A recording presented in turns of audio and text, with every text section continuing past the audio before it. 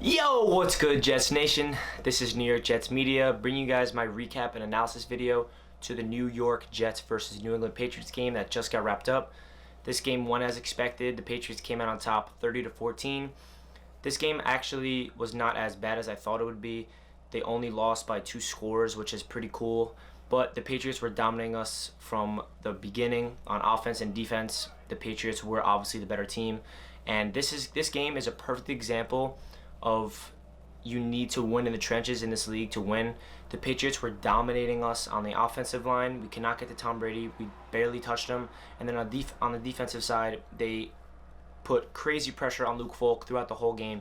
That is the formula to win in the NFL, and the Jets clearly do not have a line on either side of the ball, which is really upsetting. Adam Gase's play calling was very stale and not impressive to me. Honestly, I don't know what's gotten into him, but at the same time, you got to put into consideration that Adam Gase is working with a third-string quarterback and an awful offensive line. It's really, really hard to pull up these creative plays for a guy that's making his first career start against a top New England Patriots defense.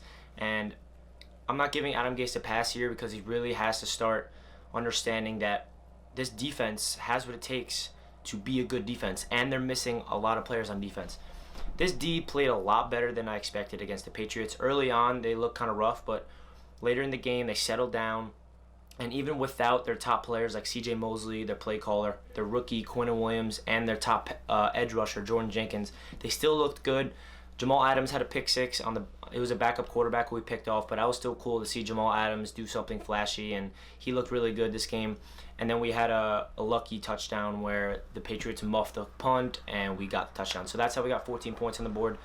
A crazy stat about this season so far is the Jets defense has more points than the Jets offense. That has to change. I'm really looking forward for Sam to come back to this team, and it's getting me a little worried because as much as I'm very excited for Sam to come back, I'm worried because this offensive line has to protect Sam by all means. If Sam cannot get comfortable in the pocket from the start, Sam will not be able to perform. It's that simple. We cannot protect the quarterback, and this offensive line just does not gel together. There's something about it that does not work, and it's really unfortunate because Joe Douglas was thrown into this dumpster fire, and he had this offensive line to work with. He couldn't do anything. So I'm looking forward for a full offseason of Joe Douglas to revamp this offensive line because right now it looks awful. I mean, I'm not going to talk about the offseason because we're in the middle of the season, but what I'm trying to say is this offensive line has to be reconstructed or something because it does not look good at all. One positive from this game, the 2 touchdowns that we had, Sam Ficken knocked down both point afters. Yes, that's something that I shouldn't be mentioning because a kicker should be kicking the point afters and making them, but for the Jets, like we all know, the kicker situation's been really rough, so it's good to see a kicker be able to knock down those point afters consistently. So next week, the Jets do not have a game. It's our bye week, and this bye week could not have came at a perfect situation for us. We're really banged up, a lot of injuries, and luckily I'm pretty sure the Jets left today's game with no injuries, which is a huge positive. And hopefully week 5, when we versus the Eagles, we'll have all of our players back. Quinnen Williams, hopefully C.J. Mosley, Jordan Jenkins, Demaryius Thomas. If everybody can come back healthy, and Sam Darnold, most importantly, is 100% ready to go, this team could go on a run, and I still believe this team is talented enough on paper and coached well enough to be able to beat some teams. Why can't we beat the Eagles in Philly? The Philly just lost to the Lions. I still believe this team still has a spark in them that can really push them forward. Le'Veon Bell is good enough to carry an offense, but the biggest factor for the offense is the offensive line and obviously the quarterback position, which we do not have this game. So it's hard to judge the Jets in this game with our third-string quarterback starting. Luke Falk did not really look that good. He looked comfortable, but at the same time, he was missing some easy throws. He had pressure in his face all the time, and it was a rough game to watch from start to finish.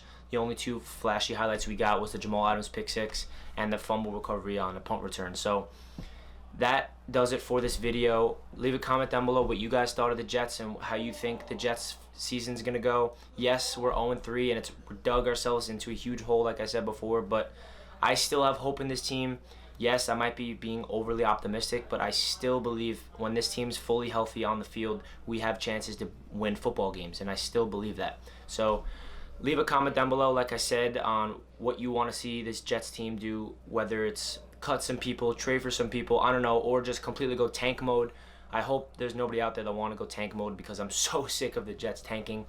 But that does it for this video. Hope you guys enjoyed. Let's go Jets. I'll catch you guys in my next video. Peace.